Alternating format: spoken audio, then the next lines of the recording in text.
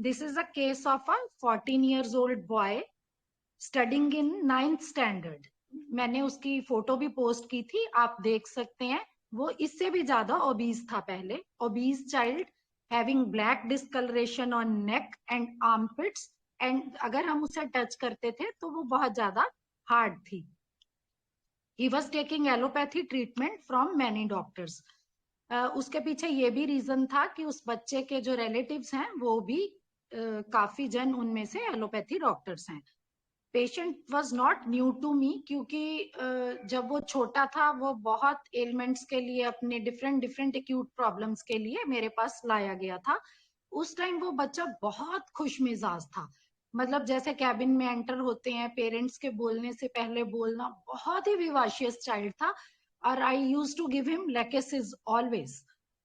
तो अब ये मेरे पास बहुत देर बाद आया था बच्चा। मतलब इतना मोटा लंबा, ऐसे इतनी चेंज देख के मैं भी हैरान थी उसमें।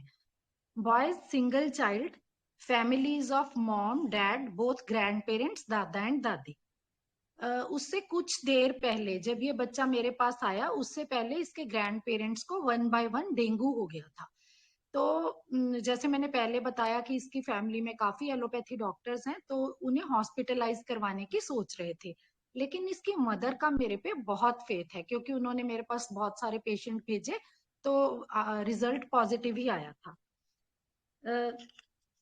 जब पेशेंट मेरे सामने बैठा ना, जैसे मेरे सामने, मेरा कैबिन छोटा है, अगर आप कई डॉक्टर्स तो वीडियो जब फॉलो अप होते हैं उसमें नोटिस कर लेते हैं।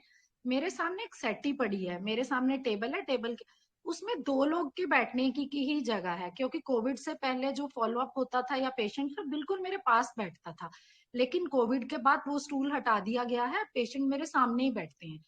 तो मदर बैठे, फादर बैठे, और वो बच्चा एडजस्ट होके बैठा, और वो ऐसे साइड में टांगे करके जैसे बैठते हैं ना, आधा मेरी तरफ। वो अजीब सा मेरे को लग रहा था, क्योंकि इतनी जगह थी कि वो बैठ सकता है। तो मैंने उससे बोला कि हाँ बोल, क्या हो गया। तो एब्सेंट माइंडेड टाइप, जैसे कहीं कहाँ आ गया क्या, मतलब ऐसे था वो। उसने पेरेंट्स की तरफ देखा और बोला कि आप बताओ। तो मैंने उसे वहीं टोक दिया कि उनसे तो मैं सुन चुकी हूँ, तुम बताओ। तो उसने मेरे को बोला कि यहाँ पे, आर्मपिट की तरफ हैंड करके, नहीं नहीं यहाँ पे। तो यहाँ मुझे थोड़ा ऑकवर्ड लगा। क्या मुझे अजीब लगा यहाँ, क्योंकि हमारी प्रॉब्लम जिस जगह ज्यादा होती है, हम घर से एक माइंडसेट के साथ आते हैं, और डॉक्टर को ये बताना है, ये बताना है, पता ही होता है हमें। तो जहां पर प्रॉब्लम ज्यादा होती है, हम वहां वहां पर ही पॉइंट आउट करते हैं। आई वॉज एक्सपेक्टिंग पर्सनली कि वो ये बोलेगा, आर्मपिट नहीं बोलेगा, लेकिन उसने यहाँ, नहीं नहीं यहाँ। तो यहाँ पर मैंने मतलब कुछ लिख लिया अपना साइड पे कि नहीं, ये थोड़ा कुछ गड़बड़ लग रही है मुझे। तो मैंने उससे पूछा क्या बात है, लड़के आए हो। ये मेरा बहुत कॉमन क्वेश्चन है, बहुत ही कॉमन क्वेश्चन। आप भी मतलब राइट डाउन करो, शायद आपको भी मेरी तरह हेल्प मिले। ये मैं क्वेश्चन क्यों पूछती हूँ, ये यहीं पर क्लियर करते हैं। जैसे कुछ छोटे बच्चे से लेकर बड़े बच्चे तक, यहाँ पर क्या क्या मिल जाता है। कई बार बच्चा जबरदस्ती लाया गया होता है, उसे नहीं आना होता। क्यों नहीं आना होता, इसके पीछे बहुत सारे रीजंस हैं। मैं बहुत जल्दी एक बहुत शॉर्ट केस दूंगी कि उसमें मुझे क्या मिल गया था कि बच्चा मेरे पास नहीं आना चाहता था। सेकंड, जो बड़े बच्चे होते हैं उनके केस में जैसे कुछ बोल देते हैं, आंटी मेरी ट्यूशन का टाइम था। तो यहाँ पता चल जाता है कि मेरे को दिखाना इम्पोर्टेंट नहीं था, ट्यूशन इम्पोर्टेंट थी। टिप मिल जाता है कि अच्छा भाई तेरे को इतना पढ़ने का है कि ट्यूशन नहीं मिस होनी चाहिए, डॉक्टर को कल परसों तरसों देख लेंगे। पता चल जाता है बच्चा फ्रिवोलस है, नहीं आना चाहता था कि है। मैंने पीसीओडी के केसेस में देखा है कि आंटी मेंसेस मेरे को नहीं आते, क्या प्रॉब्लम है, मम्मी ऐसे ही लेके आई है। यहाँ पर बहुत कुछ मिलता है। तो ये क्वेश्चन मैं जरूर पूछती हूँ, लड़के आए हो। अगर वाकई लड़के आया होता है, मम्मी ने डांटा होता है, तो वो भी उसी टाइम हमें पता चल जाता है। या छोटे बच्चों में क्या मिलता है वो भी आप सुनिए। जैसे नहीं मैडम ये अंदर नहीं आ रहा था, इसको डॉक्टर से डर लगता है। बिना पूछे बहुत सारी बातें क्लियर होती हैं जब हम ऐसा पूछते हैं। तो जब मैंने ये पूछा ना कि क्या बात है, लड़के आया है, तो इमीडिएटली उसकी मदर ने कहा कि जब से ये प्रॉब्लम हुई है ना, इसका मिजाज ऐसे ही रहता है, गुस्सा नाक पे ही रहता है, छोटी सी बात पे गुस्सा करता है, घर में अपने पापा दादा दादी के साथ तो बोलता ही नहीं, जो भी प्रॉब्लम है मुझे ही बताता है, क्योंकि मैं समझ के लेती हूँ। वो हैंडल कर लेती है। और ग्रैंड पेरेंट्स के साथ क्यों नहीं बन रही आजकल? क्योंकि वो बोलते हैं वजन कम कर, वजन कम कर। यहाँ पे कलकेरिया कार्ब बिल्कुल कट हो जाती है, क्योंकि कलकेरिया कार्ब के दादा दादी तो उसे खिला खिला के आईपीआर उसे मतलब फुला देता है, मोटा कर देता है। यहाँ पर कलकेरिया कार्ब बिल्कुल कट हो जाती है। तो नेक्स्ट मैंने कहा क्या करता है गुस्से में? तो हम पूछते हैं ना कि मैंने पूछना था कि इसका मिजाज कैसा है, आप ही शुरू हो गए, अच्छी बात है। तो मैंने कहा क्या क्या करता है? तो उन्होंने कहा बस कुछ नहीं, चुप कर जाता है, वैसे भी ज्यादा नहीं बोलता, खींच के अकेले बैठ जाता है। बहुत टाइम से कह रहा था अनु आंटी के पास लेके चलो, हमने पीजीआई को दिखाने में बोला था। पीजीआई आपको पता है कि नॉर्थ इंडिया की पोस्ट ग्रेजुएट इंस्टीट्यूट चंडीगढ़ में है, जहां पर बहुत ही काबिल डॉक्टर बैठते हैं। तो फिर मैंने एकदम से पूछा मेरे पास क्यों आना था? तो पेशेंट ने बोला आपने मेरे दादा दादी को ठीक किया है, सारे बोल रहे थे हॉस्पिटल में एडमिट करना पड़ेगा, क्योंकि उनके प्लेटलेट काउंट 35,000 30,000 रह गए थे। तो उसके बाद आपने यहाँ पर सबने एक गलती की, आपने एक लाइन पकड़ के रूब्रिक बना लिया और उसकी पूरी स्टेटमेंट मैंने वहां दी है। अब मैं पूरी स्टेटमेंट दोबारा से पढ़ूंगी, फिर आपको स्ट्राइक करेगा कि यहाँ पर वो रूब्रिक क्यों नहीं था। आपने दादा दादी को ठीक किया, सारे बोल रहे थे हॉस्पिटल एडमिट करना पड़ेगा। अब एलोपैथी वाले डॉक्टर से तो ठीक हुआ नहीं, दीदी भी कहाँ ठीक हुई है, वो दवाई तो लेनी ही नहीं। दीदी नॉट, उसकी कोई दीदी नहीं है, उसके मतलब मैंने भी उसके कोई रिलेटिव है, उसकी बेटी को भी ये प्रॉब्लम थी, तो मैं उस डिटेल्स में नहीं गई। तो वो भी वहां से ट्रीटमेंट ले रही थी पीजीआई से, तो उन्होंने इनको बोला था कि आप भी पीजीआई दिखा लो, लेकिन इस बच्चे ने कहा कि वो भी कहाँ ठीक हुई है। This was a complete statement given by the patient. तो मैंने पूछा ये प्रॉब्लम 1 साल से है, 1 साल पहले हुआ क्या था? तो उस पेशेंट की मॉम ने कहा कुछ नहीं, फिर उसने सोच के बताया कि स्कूल चेंज किया था, सीबीएसई से आईसीएसई स्कूल में इसे डाला गया था, तब से पढ़ने में भी डाउन हो गया है। तो पेशेंट ने बोला अब मुझे पढ़ना अच्छा नहीं लगता, इतना काम होता है, इतनी असाइनमेंट्स होती हैं, ऊपर से ऐसा करो वैसा करो। और उसने यहाँ मुझे काफी examples the. I made history project but teacher rejected, कि तुम्हें नहीं आता, आप तो सीबीएसई स्कूल से यहाँ पर आए हैं। और उसने उसको असेसमेंट भी कम दिया।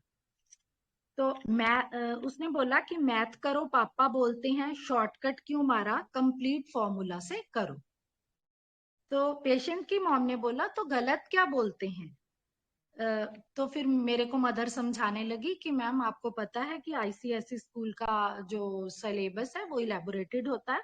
वो जो बच्चा है वो मेरे बेटा जो आईसीएसई स्कूल में पढ़ता था उसी स्कूल में वो लड़का पढ़ता है, पटियाला में, यहाँ से 30 किलोमीटर दूर। तो वो मेरे को मतलब ये कन्वर्सेशन करने लगी कि आपको पता है कि वहाँ के टीचर्स स्ट्रिक्ट होते हैं और होमवर्क भी ज्यादा होता है in comparison to the CBSE. आपके भी बच्चे, बहुत डॉक्टर्स के बच्चे आईसीएसई स्कूल में पढ़ते होंगे, आपको पता ही है कि आईसीएसई स्कूल वाले सिलेबस और ये असाइनमेंट्स कितना देते हैं। तो उसने बोला कि मैं भी हेल्प करती हूँ, पर ये कहता है कि आप ही कर दो। ठीक है, ये भी उसने एक मेरे को बहुत अच्छी बात बताई। तो उसके बाद उसकी मदर, पेशेंट बोल रहा है कि आधा घंटा बायो के लिए देते हैं, 1 घंटा कहते हैं कि मैथ करो, इतनी ज्यादा असाइनमेंट्स होती हैं, वो भी टाइम पे सबमिट करनी होती हैं, मेरे से नहीं होता, I can't do it. Patient की मॉम ने बोला कि एलोपैथी डॉक्टर ने बोला था कि ओबिसिटी के कारण है, बट ये बाहर का खाना छोड़ता ही नहीं है, इतना समझाते हैं सुनता ही नहीं है, सारा दिन लेटा पड़ा रहता है, जैसे बॉडी में जान ही नहीं।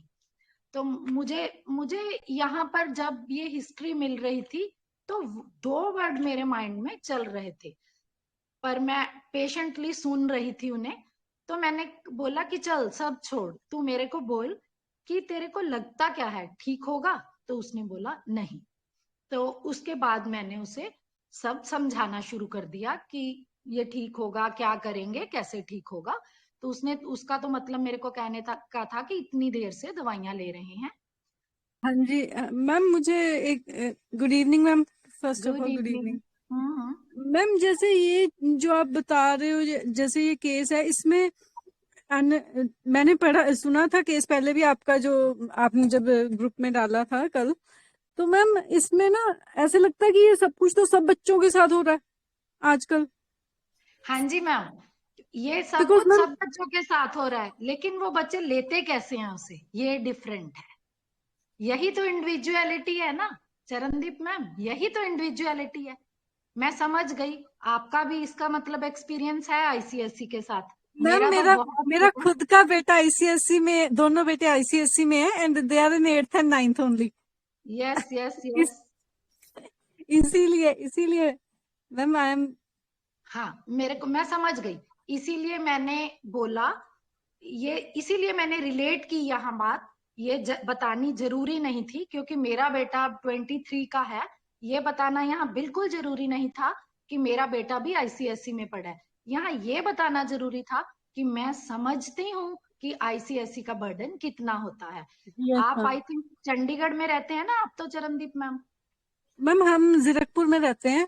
हाँ, आप जीरकपुर में रहते हो, वहां आपका बेटा लोकल आईसीएसई में होगा। और मेरा हाँ बेटा जी। यहाँ से 30 किलोमीटर अप डाउन करता था, सुबह और शाम को। मतलब आप समझ सकते हो, he has to go at 6:15 in the morning and came back at 3:30 in the evening, and with lot of syllabus. ये आप समझ, लेकिन वो बच्चे लेते कैसे हैं इसे, ये डिपेंड करता है। जैसे यहाँ पर एक एग्जाम्पल देने के बाद मैं एनालिसिस शुरू करूंगी। एग्जाम्पल इज, टीचर सबको सेम पढ़ाता है, कोई डॉक्टर बनता है और कोई टेररिस्ट बनता है। ये एक शॉर्ट है, this is individuality.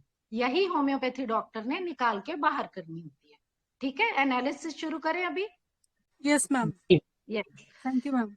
Because I know this child since childhood. मैंने आपको पहले भी बताया, बहुत विवाशियस चाइल्ड था, बहुत प्यारा गुल्लू गुल्लू बच्चा था ये। तो मुझे मतलब ये लगा कि इतना कॉन्फिडेंट था ये बच्चा, इसका कॉन्फिडेंस कैसे नीचे आया।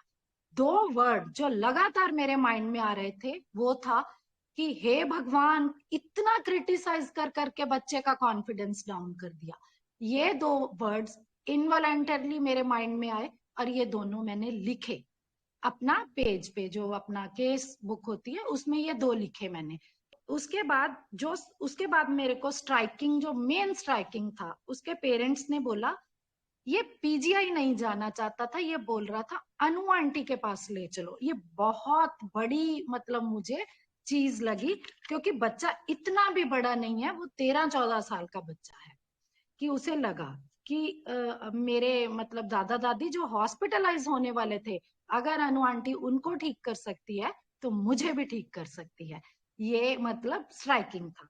और थर्ड स्ट्राइकिंग वाज जो एलमेंट आई, स्कूल चेंज करने के बाद ये प्रॉब्लम स्टार्ट हुई। तो सबसे पहले हम मैनेजमेंट बताते हैं कि इसकी केस की मैनेजमेंट मैंने क्यों की। मैं अपने हर केस में मैनेजमेंट जरूर बताती हूँ, बिकॉज आपको हेल्प मिले। मैनेजमेंट ऑफ द केस में यहाँ पर जो डॉक्टर बिंदु ने बैच 2 में क्वेश्चन किए थे, उसमें उन्होंने एक क्वेश्चन किया था प्रोफेशनलिज्म। ये बहुत बड़ा क्वेश्चन है जो होम्योपैथी डॉक्टर्स को फेस करना पड़ता है। सबसे पहले, व्हाट इज प्रोफेशनलिज्म? अपना स्किल शो करना और अपना एक्सपीरियंस शो करना। हमारे पास जो मतलब गांव से लोग आते हैं, मतलब थोड़े सोशियो इकोनॉमिक डाटा जिनका कम होता है, उन्हें हम अलग तरह की मतलब जवाबदेही होती है हमारी, हम अलग बताते हैं। ये गोलियां सेम लगती हैं, ये वाइट गोलियां हैं, सबको एक दो देते हो। उनका क्वेश्चन ऐसे रहते हैं। लेकिन ये पढ़े लिखे लोग जिनके घर में डॉक्टर्स होते हैं, इनके दिमाग में जो कीड़ा होता है, क्वेश्चन होता है, क्या क्या होम्योपैथी डॉक्टर को पता है कि ये क्या है? This is professionalism. ये हमें पता होना चाहिए कि हम जो ट्रीट कर रहे हैं वो क्या है। तो सबसे पहले बहुत कॉन्फिडेंस के साथ मैंने उन्हें बताया कि दिस इज एकेंथोसिस निग्रिकेंस। इसका मैंने पहले भी एक केस ट्रीट किया था, इसीलिए मैंने उनको मतलब डायग्नोसिस बताया। और झट से इससे क्या होगा, इससे फर्क कुछ नहीं पड़ेगा। पेरेंट्स को पता चलेगा कि हाँ मैडम को पता है कि ये क्या बीमारी है, क्योंकि उन्हें डर्मैट जो डॉक्टर्स थे उन्होंने बताया था कि ये क्या है। इससे पहले कि वो बोले, मैंने बोला कि ये क्या बीमारी है। Second, I explained the causes, high blood insulin level, insulin resistance due to obesity and his sedentary lifestyle. ये बताना बहुत ज्यादा जरूरी था। Third, I advise strictly to cut down the white sugar and to adapt the active lifestyle like walking and cycling. And the last, ये आप जरूर बोलना सबको, ये आपके बहुत काम आएगा। मैं स्किन डिजीजेस के केसेस में यूजुअली बोलती हूँ। Advised them to use non-fragrant oils and soaps like Cetaphil. आप लिख भी सकते हैं, मैं सिटाफिल देती हूँ। लोशन भी आपका किसी का भी क्वेरी हो सकता है कि उसमें पैराबिन होता है, लेकिन अगर बहुत कम पैराबिन हो उससे कोई फर्क नहीं पड़ता, क्योंकि वैसे जो बहुत हाई फाई पेशेंट्स होते हैं उन्हें मैं बोलती हूँ सिट्राबिन या सीरा भी यूज करने के लिए, जो इंडिया में अवेलेबल बहुत कम रहते हैं। ये जो पेज 3 के पेशेंट्स होते हैं जो फॉरेन से मंगवा सकते हैं, क्योंकि ये बहुत ही अच्छे मॉइस्चराइजर हैं। लेकिन जो इंडिया के हैं उन्हें मैं सीटाफिल बोलती हूँ। This was the management of the case. यहां तक कोई क्वेश्चन मैनेजमेंट पार्ट में? नो मैम, समझ आ गया। ओके, अब हम पोसोलॉजी की बात करेंगे। यहाँ पर मैंने 2 ही पोटेंसीज से मेरा काम चल गया। First, I gave 33 doses, then after 3 months जहां मुझे लगा कि अभी वो जो ग्रूव्स सी हैं, कट से हैं, वो वैसे ही हैं, लेकिन जो डिस्कलरेशन है वो काफी कम हो गई है। Then I raise the potency to the 200 और ये केस 4 महीने में सॉल्व हो गया था। और जो लेटेस्ट फोटो में मैंने मंगवाई है वो आपको दिखाने के लिए कॉल करके मंगवाई है। तो सबसे पहला रूब्रिक जो यहाँ पर एक डॉक्टर साहब ने लिया था, that was elements from criticism. क्योंकि बच्चे की एलिमेंट्स कहाँ स्टार्ट हुई? क्रिटिसिज्म क्या होता है? क्रिटिसिज्म होता है टू फाइंडिंग द फॉल्ट, नुक्स निकालना। जैसे हम जितनी भी अच्छी सब्जी दाल बना के परोस दें, लेकिन मदर इन लॉ बोलेगी इसमें मिर्ची कम डाला करो, इसमें मसाला कम डाला करो, इसका मसाला भुना हुआ नहीं था, इसमें धनिया कम था। This is criticism. क्रिटिक्स, जो आप फिल्म क्रिटिक्स होते हो ना, प्रोड्यूसर डायरेक्टर की तो जान निकल जाती है, एक्टर्स की जान निकल जाती है कि अच्छी मूवी बने, लेकिन जो क्रिटिक्स होते हैं वो कोई ना कोई लूप होल निकाल के बता ही देते हैं। This is criticism. बच्चे की प्रॉब्लम कहाँ से स्टार्ट हुई? एलिमेंट्स। तो ये फर्स्ट रूब्रिक मैंने लिया, elements from criticism. And the second rubric which I took is impressionable. This is not objective reasonable. तो मुझे यही लगा, ये मेरा और अशोक सर का आइडिया था कि अलग अलग से जब हमें रूब्रिक पढ़ाए जाते हैं तो हमें बहुत अच्छे से समझ आते हैं, लेकिन जब उन रूब्रिक्स को कंपेयर किया जाता है तो हम कंफ्यूज होते हैं।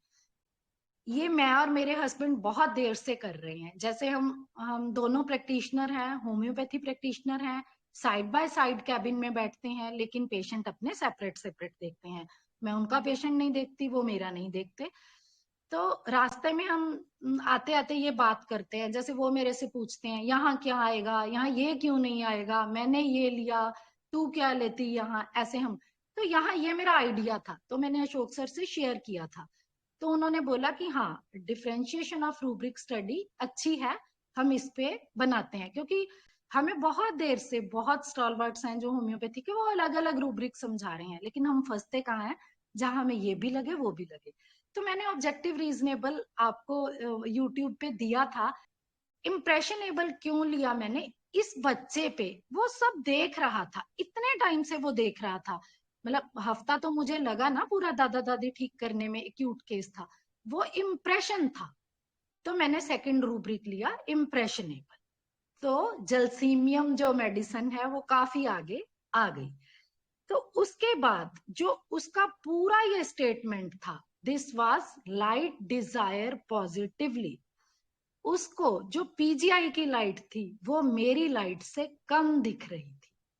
ये रूब्रिक लेते लेते मैं डर रही थी, बट ये मुझे स्ट्रांगली फील हो रहा था कि मैं उसके लिए एक पॉजिटिव लाइट की तरह उसे दिखी हूं।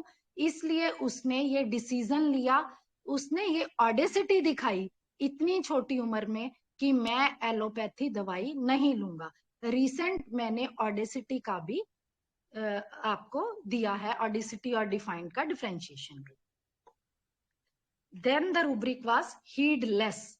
उसे डॉक्टर ने भी समझाया कि तुम मोटापे के कारण ये प्रॉब्लम आती है तो तुम कम खाया करो, लेकिन उसने नहीं सुना। आगे हम इसको एक्सप्लेन करेंगे। Then the rubric was anger easily, गुस्सा नाक पे ही रहता है, थोड़ी सी बात पे गुस्सा करता है।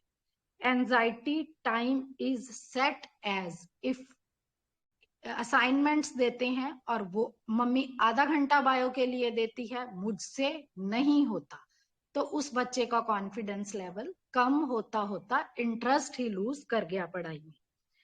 वो अपनी मम्मी को, उसकी मम्मी तो उसे समझाती है कि इतने घंटे में ये करो ये करो, वो कहता है कि आप ही कर दो। Dependent of others desire to be, ये हम आगे बात करेंगे कि जलसीमियम इस रूब्रिक में कहाँ आके गिरता है। Then the rubric is irritability spoken to when, conversation aversion to, ये मैंने सब रूब्रिक लिए। Irritability alone wishes to be, अकेला जाके कमरे में बैठ जाता है। तो मेरी मेडिसिन आई जलसीमियम। मैंने भी कभी स्किन के केस में कुछ तो मैच होना चाहिए ना, मुझे लगे यार स्किन के केस में जलसीमियम दूं। मेरे लिए भी बहुत अजीब था कि दूं ना दूं। मैं एक काम करती हूँ अपने केसेस में, अगर मेरे को कोई भी फिजिकल सिम्टम है तो फिर मैं वो मेडिसिन देने से पहले ये ढूंढती हूँ कि कहीं ना कहीं उसका रिलेशन मुझे मिलना चाहिए। मैंने स्किन चैप्टर खोला, मैंने स्किन डिस्कलरेशन ब्लैकिश खोला, उसमें 41 ही मेडिसिन थी and जलसीमियम was one of them. अगर 250-150 दवाई होती तो शायद मेरा भी कॉन्फिडेंस ना बनता कि मैं जलसीमियम दूं। देन आई वाज कॉन्फिडेंट कि मेरी मेडिसिन बिल्कुल ठीक है और मैंने इस बच्चे को जलसीमियम प्रिस्क्राइब की। It's okay now. अब हम आगे बढ़ते हैं। सबसे पहले हम देखते हैं what is the positive light of जलसीमियम। जलसीमियम का पॉजिटिव लाइट होता क्या है। हम ना इसे दो तरह से लेते हैं। एक तो क्लिनिक में हमें आज तक जो पढ़ाया गया है ना कि पेशेंट केस टेकिंग के दौरान बीच बीच में पूछेगा, डॉक्टर साहब ये ठीक हो जाएगा ना, डॉक्टर साहब ये आपसे ठीक हो जाएगा ना, डॉक्टर साहब मैं ठीक हो जाऊंगा ना। हम बोलते हैं हाँ हाँ हाँ बिल्कुल ठीक हो जाएगा, बिल्कुल ठीक हो जाएगा, डोंट वरी ठीक हो जाएगा। हमें हमारा माइंडसेट इतना स्ट्रांग है कि लाइट डिजायर पॉजिटिव ऐसे ही होता है।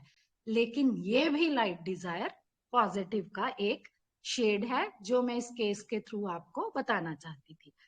Positive light for Gelsemium is a strong person who can handle him, who understand his needs.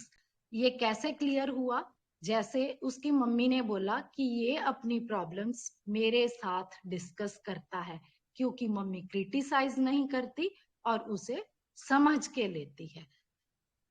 Who can give him comfort and cure? Patient wants someone who can assure him. यहाँ उसे पता है कि मैंने उसके ग्रैंड पेरेंट्स को ठीक किया था and I can handle him also. तो ये तीन स्टेटमेंट्स में आपको पॉजिटिविटी याद रखनी है जलसीमियम की, और यूजुअली हम एक जगह ही उसकी पॉजिटिविटी को याद रखते हैं, जहां पर हम ये देखते हैं patient want someone who can assure him. लेकिन इसकी दो डेफिनेशंस और भी हैं, who can give him comfort and cure and a strong person who can handle him. ये जलसीमियम पॉजिटिव लाइट के तीन शेड्स हैं और ये बच्चा उनमें से एक शेड वाला है। नाउ अब हम क्या करते हैं, आपने जो मेरे से क्वेश्चंस पूछे थे वो देख लेते हैं। जैसे ऑब्जेक्टिव रीजनेबल, सबसे पहले हम पूरा सुनना।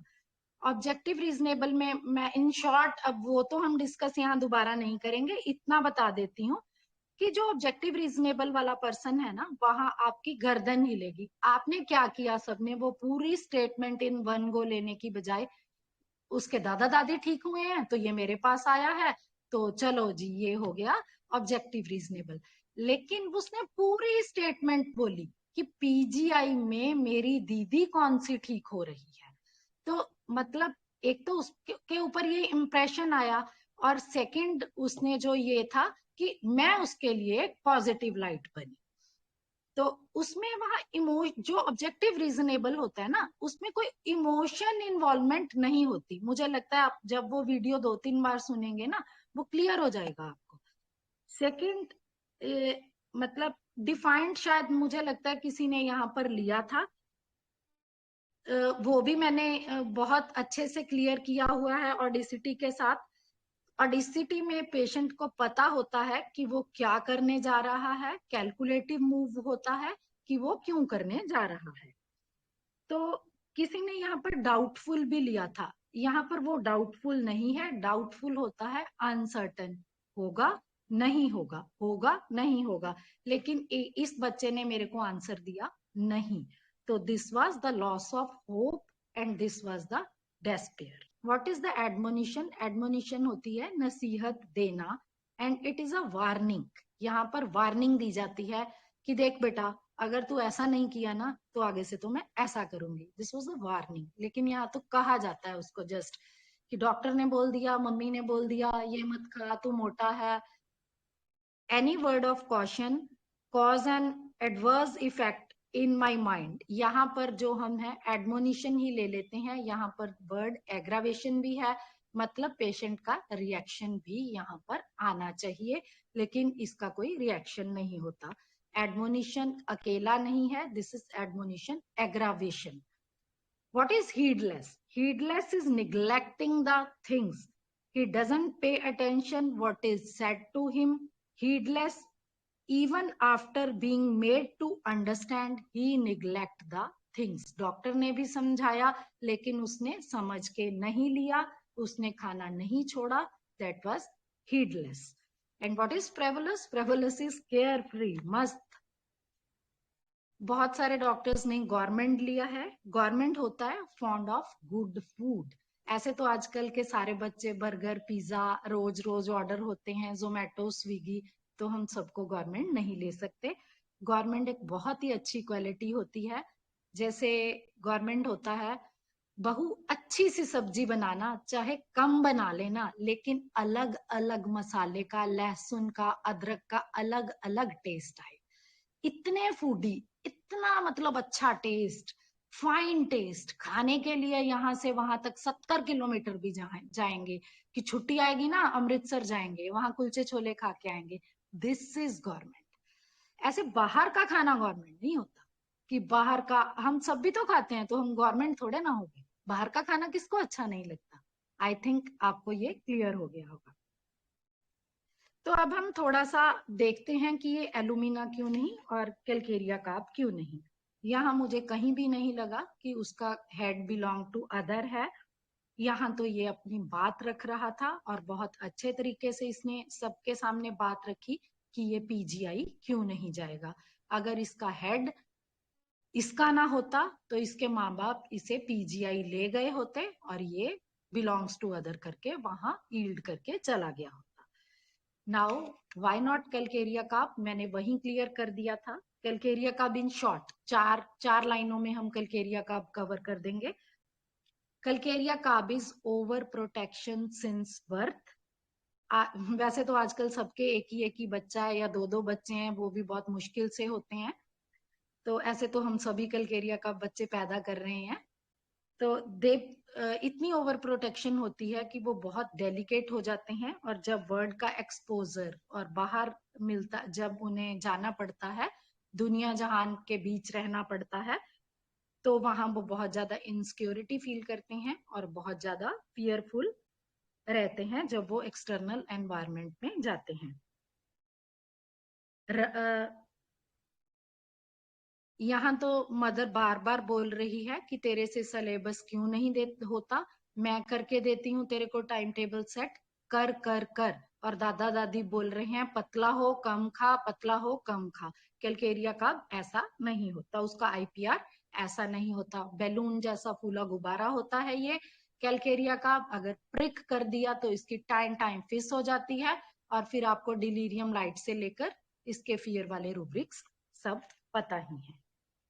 तो अब हम जलसीमियम बहुत शॉर्ट में समझेंगे। जैसे यहाँ पर डॉक्टर साहब ने रिक्वेस्ट की थी कि जो भी डॉक्टर अपनी कोई भी रेमेडी का केस प्रेजेंट करते हैं तो वो जलसीमियम मतलब कोई भी रेमेडी है, चाहे सर ने लैक एच ली थी या आगे डॉक्टर्स लेंगे, तो उसको कंप्लीट से समझाएं।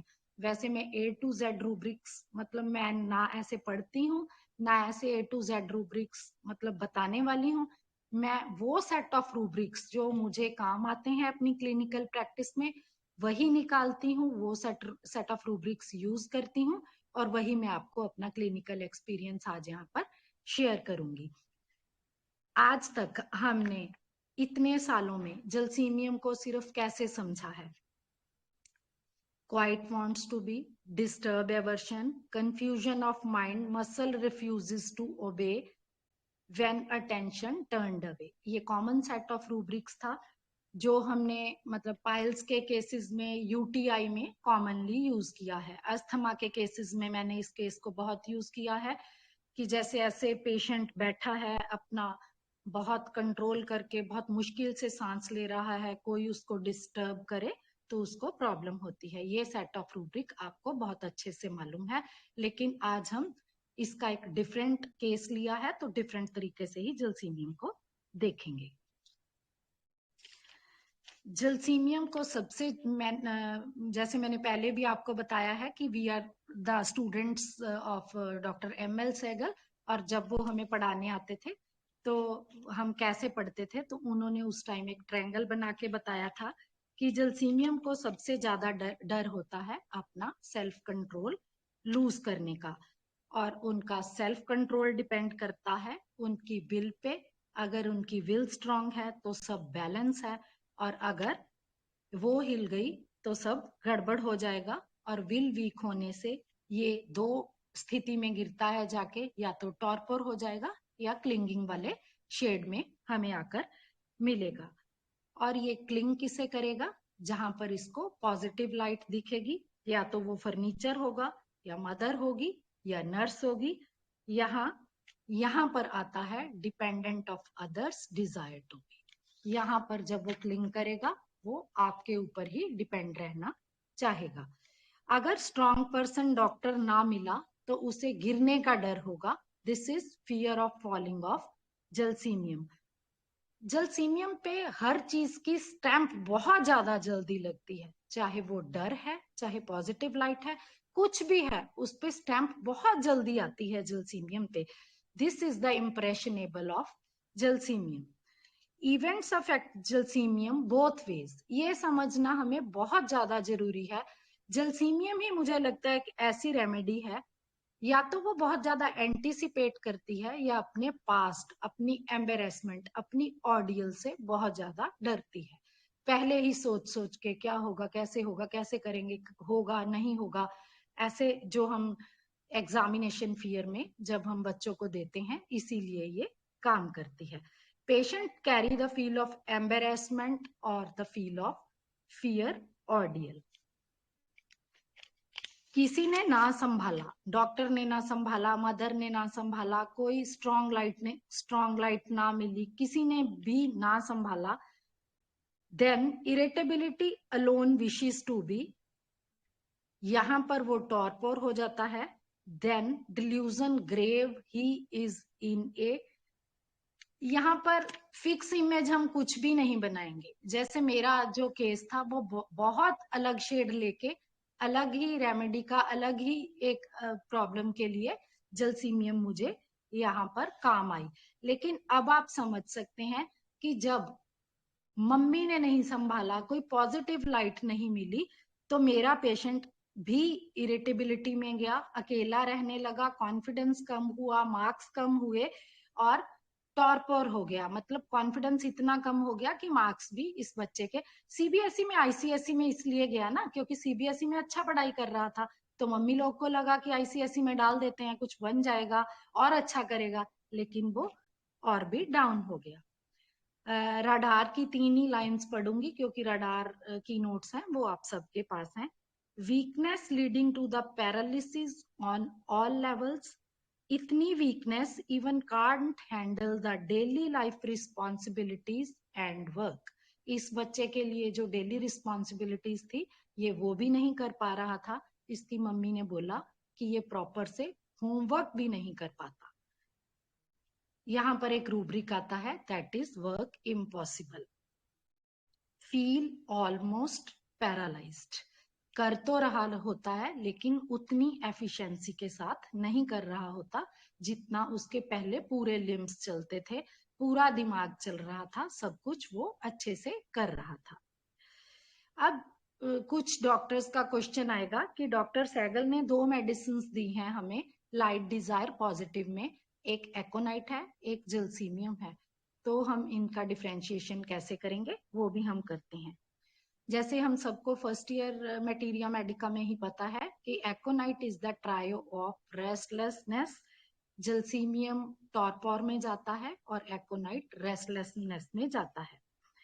एकोनाइट का एक रूब्रिक है, आप सब डॉक्टर्स, मैंने बहुत बार देखा है, हम सब उसे बहुत अच्छे से यूज करते हैं।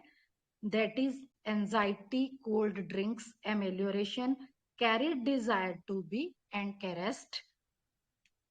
हम बोल देते हैं ना एकोनाइट के पेशेंट को तो सिर्फ सूदिंग वर्ड्स भी दे दो तो उसके लिए चलता है, अरे कोई बात नहीं ये ठीक हो जाएगा।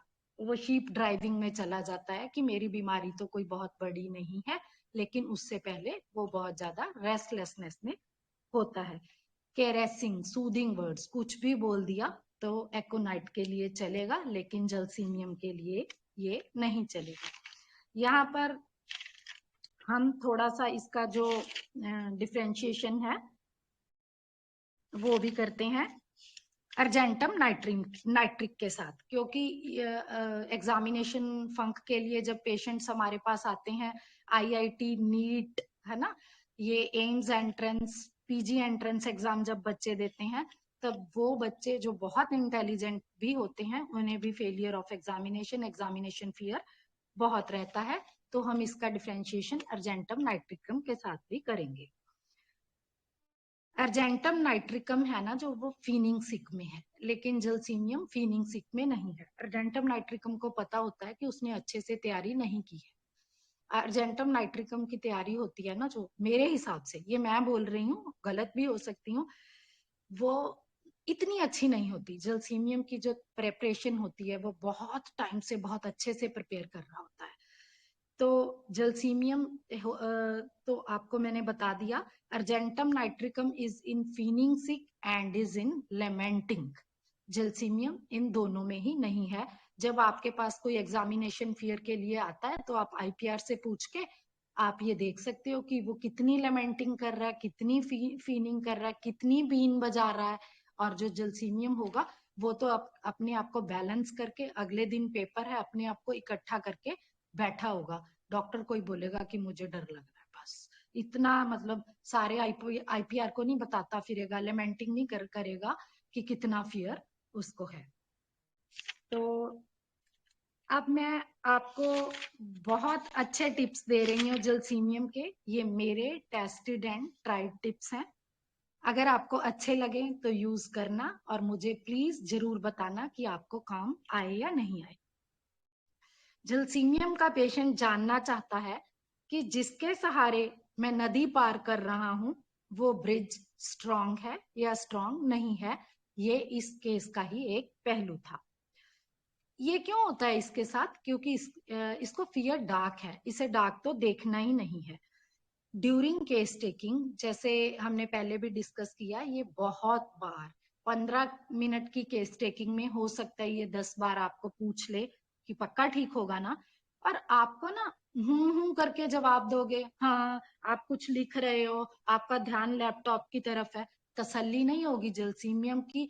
आई टू आई कांटेक्ट करके आपको बोलना पड़ेगा कि बिल्कुल ठीक हो जाएगा, तू परवाह ही मत कर। ऐसे केस तो मैंने 10 ठीक किए हैं।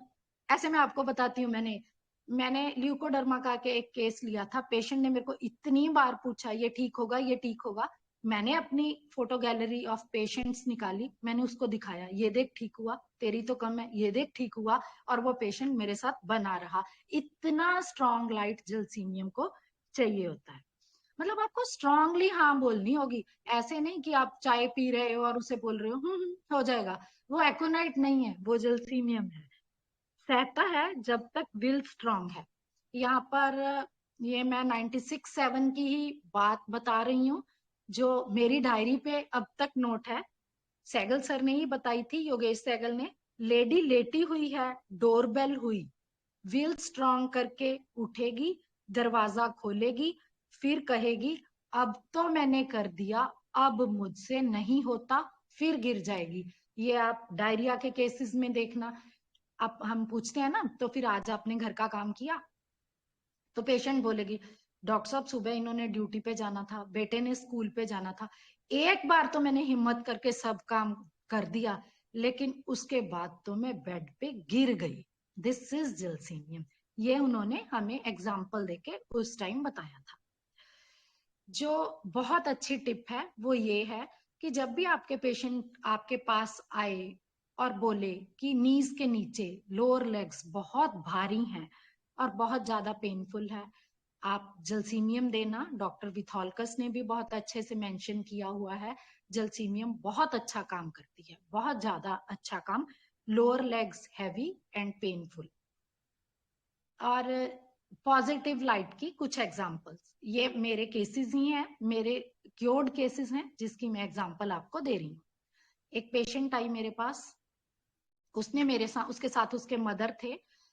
मैंने 10 साल चैरिटेबल डिस्पेंसरी में भी काम किया है, जहां हम 1 घंटे में 3 घंटे में 70 to 80 पेशेंट्स देखते थे। तो उसने मेरे सामने वो रखी अपनी एक स्लिप। तो मैंने जब डेट देखी तो मैंने कहा तू तो अभी अभी डॉक्टर के पास होके आई है, स्किन स्पेशलिस्ट के पास। तो उसने बोला हाँ मैडम। तो मैंने कहा तू आज ही होम्योपैथी लेने आ गई, क्या बात है?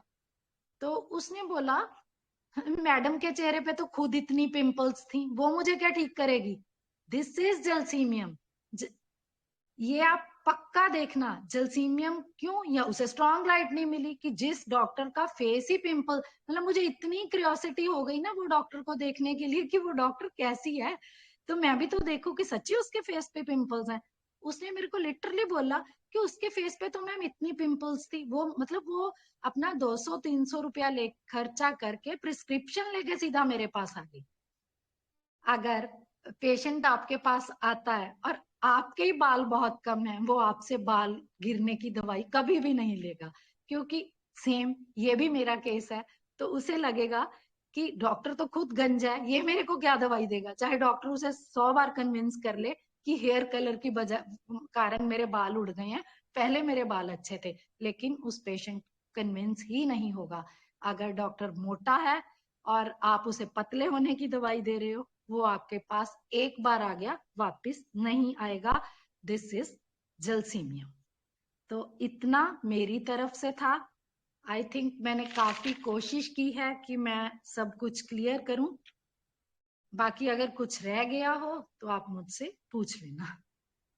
और मैं आपसे मैं एक आपसे एक रिक्वेस्ट जरूर रिक्वेस्ट करूंगी कि प्लीज प्लीज प्लीज, अगर मैं 9 मिनट 8 मिनट्स 5 मिनट्स का यूट्यूब बनाती हूँ तो उसमें मेरी 4 से 5 घंटे की मेहनत रहती है। हर तरफ से उसे ढूंढ ढूंढ के बनाया जाता है, और उसमें जितनी भी एग्जाम्पल्स मैं देती हूँ वो यहाँ वहां की नहीं होती, या मेरे हस्बैंड के केसेस की होती हैं, वो प्रैक्टिकल एग्जाम्पल्स होती हैं, या मेरी एग्जाम्पल्स होती हैं। प्लीज आप उन्हें बार बार सुनिए। Thank you. कोई मैम क्वेश्चन? मैम हाँ जी। मुझे भी कहना है मैम, ये ना लाइक जो भी आपने समझाया सब कुछ जलसीमियम का, ये तो आपने ना मतलब अपनी पर्सनल सारी पूंजी जैसे दे देते हो ना वो दी है। ये इट इज नॉट बुकिश, इसमें बुक का कुछ नहीं लग रहा। Nothing is bookish. इसमें मैं जो भी आपको कराऊंगी ना, बुकिश तो आप भूल जाओ, मुझे बुक नहीं पता। मैं जो पढ़ लेती हूँ मेरी अपनी ही बुक होती है। हम सब जो पढ़ते हैं ना, हमारी अपनी ही एक बुक होती है। मतलब नहीं मिले, नहीं करते हैं हम। इसीलिए बिकॉज मैंने मैम, बोला कि मुझे A to Z नहीं पता ना, मैं ऐसे पढ़ाऊंगी आपको A से लेके एलिमेंट्स फ्रॉम शुरू हो जाऊं, नहीं करती मैं वैसे। क्योंकि मैम आपकी वीडियोस में भी जो एग्जांपल्स है, और जब अब मतलब अब आपने जो एग्जांपल्स दिए ना कि जलसीमियम का पेशेंट ऐसे बोलेगा मैम, ये तो कहीं पे भी नहीं मिलती। जो बाल वाली एग्जाम्पल है वो मेरे हस्बैंड के केस की है। वो मेरे, आप अगर मेरे हस्बैंड को देखो, उनके बाल बहुत कम है, लेकिन हम्म। मैंने उनको बोला था कि ये पेशेंट वापस नहीं आने वाला। और मेरे हस्बैंड ने ही उन्हें बोला था कि मैं हेयर कलर के कारण मेरे बाल कम हुए हैं, और वो पेशेंट नहीं आया। और उसके बाद जब वो आया, वो मेरे पास आया, उनके पास नहीं आया। मैम वही तो ना, देखो कितना इम्प्रेशनेबल है। यस, इतना इम्प्रेशनेबल है जलसीमियम। और हमें जलसीमियम वो क्वाइट डिस्टर्ब ही पढ़ाया जाता है। पढ़ाया हमें ठीक जाता है, लेकिन हम सब ऐसे हैं, हम सीखते ही वो है, हमें जो हमें देखना ही वो है बस जो आसान है। हम ये देखते नहीं है। मैं सच बोल रही हूँ कि जिस दिन मैंने ये जलसीमियम इस बच्चे को दी थी, मैं अगर वो स्किन डिस्कलरेशन में मुझे ना मिलता, मैं ना देती, और या मैं कॉन्फिडेंट ना होती। Thanks for your clinical experiences. मिलने के लिए, मुझे सुनने के लिए थैंक यू। मैं आप सबसे बहुत ज्यादा कुछ सीख रही हूँ।